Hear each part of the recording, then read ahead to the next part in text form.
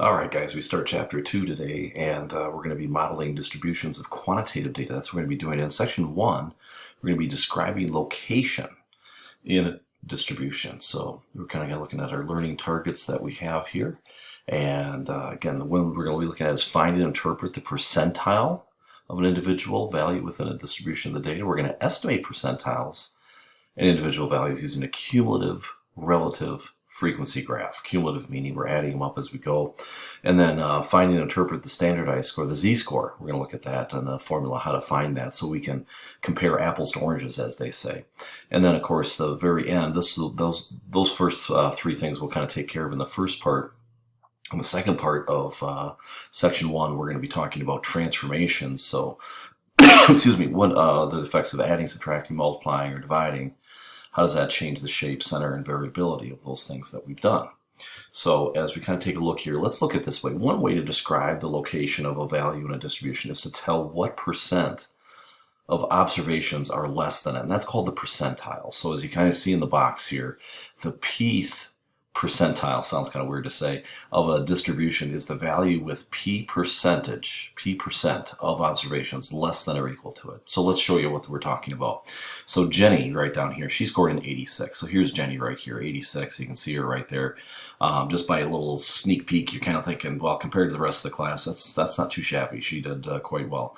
How did she perform relative to the rest of the class? So we're going to find the percentile. And the way that we do that is to kind of say, okay, how many scores was she greater than or equal to? So as we count those up and tally up out of there, it looks like 22 of the 25 scores she did as well or better. Of course, hers being the 86, that's the last one, it equaled it.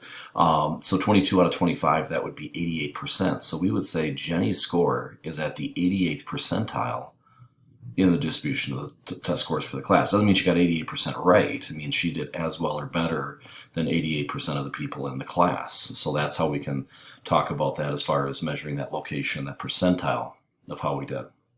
All right.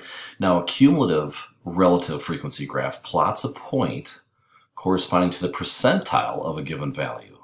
Consecutive points are then connected with a line segment. So here's what we do first. Okay, so we have a group here, and we have the frequency. What we do then is we say, all right, well, what's the relative frequency? Well, 2 out of 44, which is 4.5%, 7 out of 44, okay, we got those.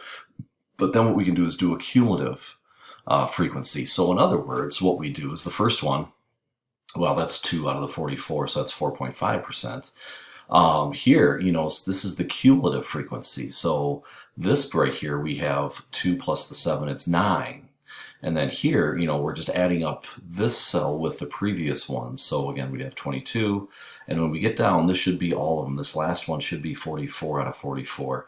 And so then again, as we're taking a look here, we can find those percentages, the cumulative relative frequency. So we just find those percentages out of 44. And again, that last category, that should be all of them.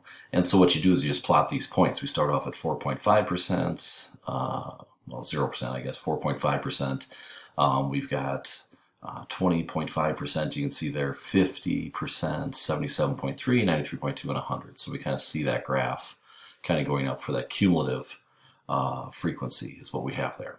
Okay, so that's how you do that graph.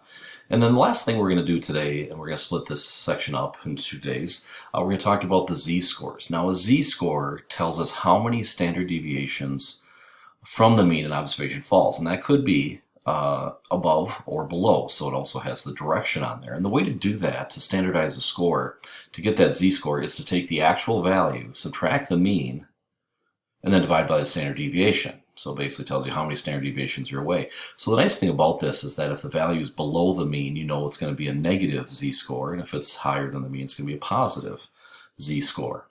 All right, so here's how it works. Now, Jenny earned a score of 86 on her test. Now, we did the class average. It was 80 on there, and the standard deviation was 6.07. So let's get her standardized score and interpret what that means. So we take her actual score of 86. All right, we subtract the mean of 80, so that's 6. We're going to divide that by the standard deviation of 6.07, so almost an entire standard deviation, almost one, but 0.99 standard deviations greater than the class mean of 80 is what that tells us. Okay, so that's standard. That's the standardized score of what we have there.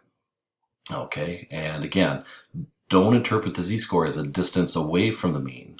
You always just indicate whether it's greater than, above, positive, or less. That's kind of the key, is that it's how many standard deviations above or below, because that's important. That's important of where we're at.